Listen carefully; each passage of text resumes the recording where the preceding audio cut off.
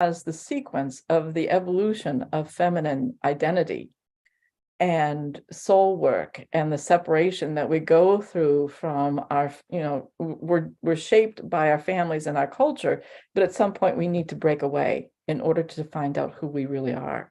And she really addresses that, particularly in this story, very profoundly, because the young woman is, as Jim described, she loses her hands as part of the arrangement with the devil between the father unknowingly promising his daughter, because he didn't realize that was part of the deal. And then because he was trying to protect her, he told the devil the devil told him to cut off her hands. And it's just appalling what is in there. And once it happened and the devil decided that he couldn't there's lots of details I'm skipping over, but the devil decided he couldn't deal with it, make the arrangement. The father and mother offered to keep this handless maiden in their home for the rest of her life and have her totally dependent on them.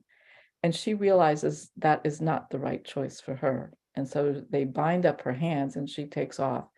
It is just an amazing masterpiece of exploration of feminine development.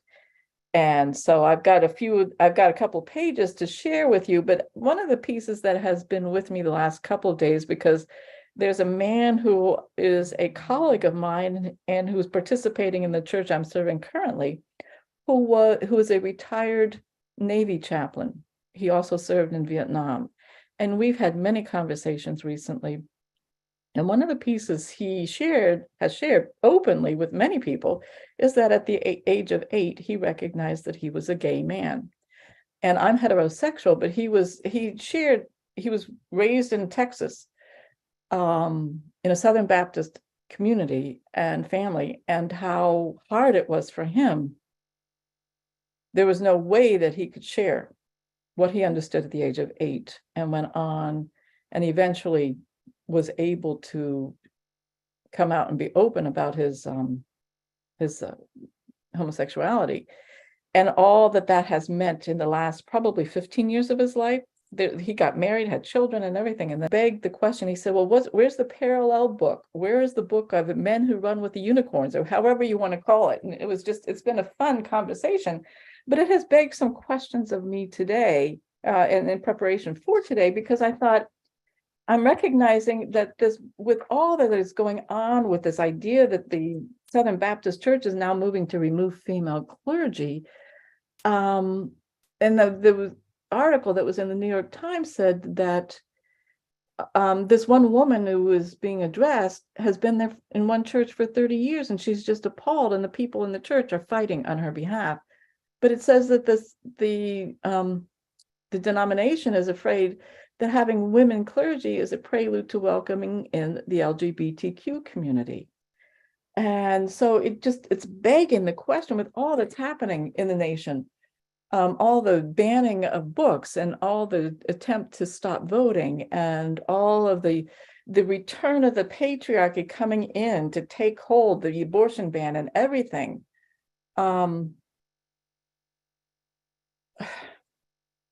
In some moments I get speechless, as I imagine all of you do, because my heart aches with all that I am witnessing. And if you've done any work with scripture, regardless of the faith tradition, you come back to a moment of, where is God in the midst of all of this? Where are we headed as a nation? And I saw one reference to the divine feminine rising. And unfortunately, I've done enough work with at Chartres, and Jim came to one of the churches in Orange, and Andrew Harvey came the year before that. So I have studied quite an extensive venues of research and walked with other people who have had NDEs, and I am so aware that this is a much broader world than we can comprehend, how God is working in the world. And we are at a stage of a major time of transition in my mind, of if God is male female, as as I've come to understand, but much larger to the divine energy, but there's the masculine and feminine within each one of us. And if the divine feminine is rising in order to bring back a balance in the world,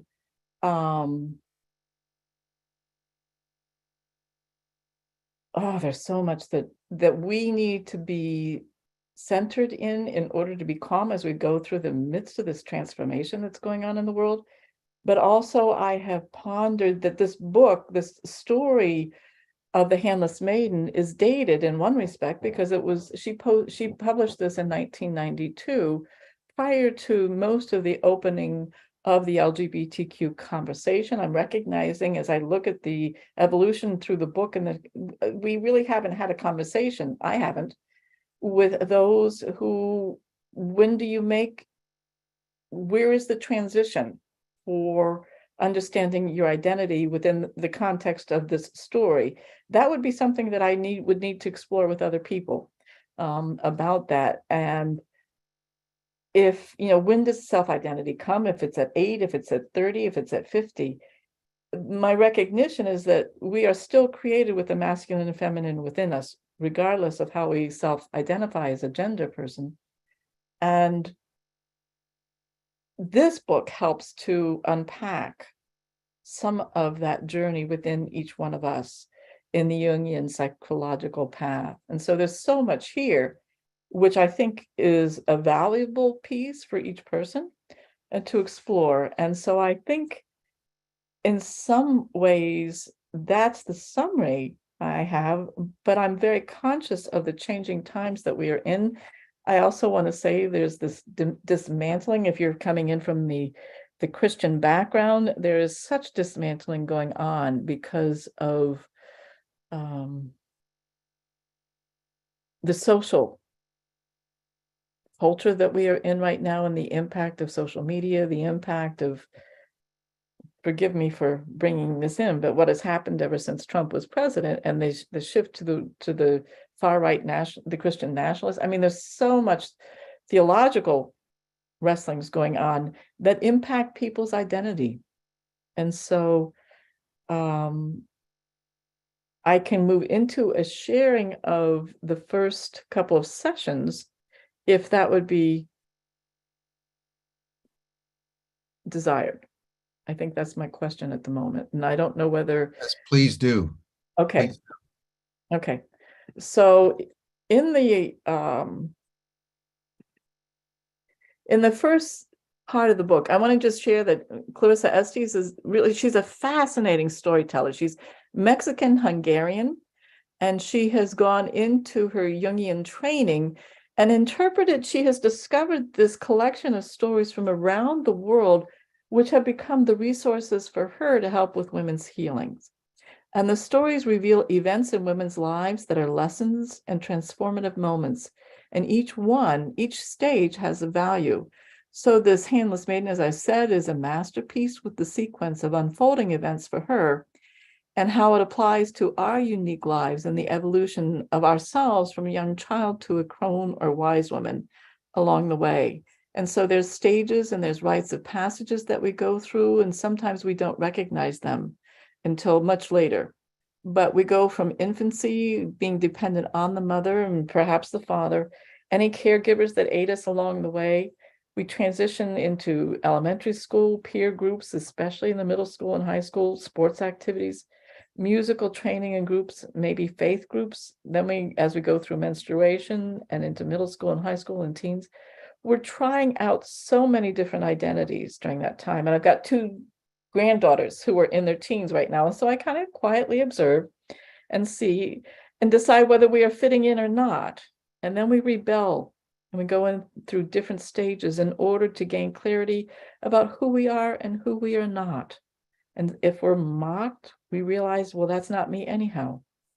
If we're in a church life, meditation group, chakras, what are chakras? Whether we're agnostic or atheistic depends on what environment in which we are brought up in. As I said, I was in a scientific home, and it's fascinating how there's now the movement and understanding of how much science is actually affirming, that's not the right word, but actually science is actually combining with spirituality and opening up our eyes to so much more. And I have been at the, is it sacred? I was at the sacred geometry, and I think, is it sacred astronomy or astrology, Jim? Was it sacred astronomy? I think, Yes, yeah. Okay, I was at that one too, and it's fascinating. And so Astronomica. Astronomica, yes. I mean, I was just intrigued by all of that. But there's such a strong desire. I'm serving in a community where they make the submarines, and it's a military community. And so there's this strong desire for safety and security, but there's a shadowing of so much going on. How early on determines many things in our life. And how do we what do we claim in order to ground us, and that no longer serves us as we go forward in our lives. And this story addresses some of that. Are we in this world and not of it? What is it that brings us our centering? Is it, how do we connect with God and detach from the things of this world in order to find our true selves as part of the journey as well? And so these are the different chapters that she has. And one of the things that I have come to appreciate over my years of doing the work is that we know about the midlife crisis, but I have really come to appreciate the later years crisis after women retire. And all of a sudden, there's some other things go on. And so here is the first week. Can you name any of the key changes of your life's journey? What would you write down? When and how or where did you gain a sense of yourself separate from your family and peer groups? What really pushed you out or caused you to choose to separate from the peer groups? And how would you describe your self-identity then? And then we'll, eventually go into now. As we do this work together, we will see how you made choices along the way to go through the rites of passage and not realize it until you look back on it, one step at a time, one day at a time.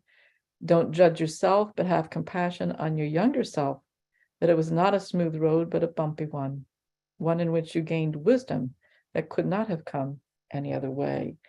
And then we will discuss if there's a rite of passage that comes to your mind and any other pieces of wisdom. And then this is the second week, is the dismemberment, when we read about what the father has done to this daughter. And is there some experience that makes you doubt your own sense of self-worth, as you are similarly experiencing where she has her hands cut off and her mother and father want to take care of her for the rest of her life? And that would mean that her way of being independent is removed, and therefore they don't think she'll be able to function in the world by herself. So let us take care of your own sense of self and skills and knowledge. And that's where I see what's happening right now. Just be a good little girl, and we'll tell you how to think and behave. And so we each have some type of experience in our lives that makes us doubt our own self-worth. You can probably name yours. Have you been able to process it and regained your inner power and made choices for your own life so that you could operate independently? And so then we would go into that. And so I've just offered the reflections for the first 2 weeks of her after reading her book, but this is not something that you can read easily. And it's very helpful to have a group with whom to walk and discuss it with. And even though she's got the 7 chapters, some of it is really, really dense. And so it's not done in just 1 week. But this is a powerful, powerful, transformative work. And again, you can look at it as a younger woman, but then when you look at it, maybe 5 years later, 20 years later, there's so much more that you gain. And I have a couple of women. There's one younger woman who all of a sudden it's clicking. And I have an older woman who's been through many, many different experiences right now, who she's just got light bulbs going off all over the place. And so it's just been a real gift to be able to offer this. And the gift is not that you have to be within a particular faith tradition in order to read this. You can be an agnostic, as an atheist, and still gain wisdom from it. And information about your own life and what is being asked of you at a certain stage that you may not have considered before, and it's priceless. I think that's what I would like to offer at this time. And I'll go back to Jim.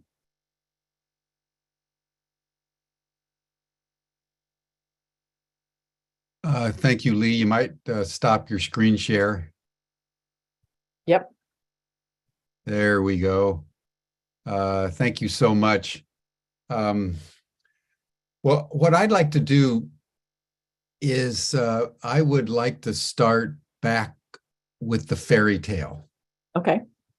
Because I think the fairy tale is so rich and textured that there are a number of issues that emerge from it. And so I'd like for you to tell the story in more detail, because it's really fascinating. I mean, just the opening scenes are a man comes to a farmer and offers him great wealth if he can have whatever it is that's behind the wall. And the farmer thinks it's just an apple tree and says, sure. And then they come to find out that his daughter is behind the tree. Right. And the tale evolves from there. But since you're so deeply immersed in it, I'd love for you to just tell the story, because it with her going off and then her hunger, and then with the king, and then the trickery with the birth of their son, et cetera, et cetera. It's a fascinating story. So why don't you just take your time and just tell the story? She does go off, and she goes into a kingdom, and I'm not sure I'm going to be able to most of the details, but she goes off and she's got her hands bound, and she's greeted by a spirit in white. And as she is greeted, she goes into an area where there's pears, there's an orchard, and it's owned by this king. And in the nighttime, she is able to go up, and the tree bends down so that she can eat the pear. And the pear has wisdom, a spiritual meaning to feed her. And there's a lot of symbolism within the pear, and to help her to survive and to thrive. And somehow or other, the king finds out that there's this spirit that's going around and eating some of his pears, and he's got to find out who she is. And so he finally connects with her, in love, and he's got to marry her. And so they get married, and yet he has to, the piece that's so significant is that this is about the feminine psychological, with the fact that we have the masculine spirit within us. What's the word I want? Quality within us, the anima and the animus, I guess is the best way to word it. And that the king ends up having, as she words it, the king has to go off to war in order to develop himself. And so he takes off, and the mother, and she's going to take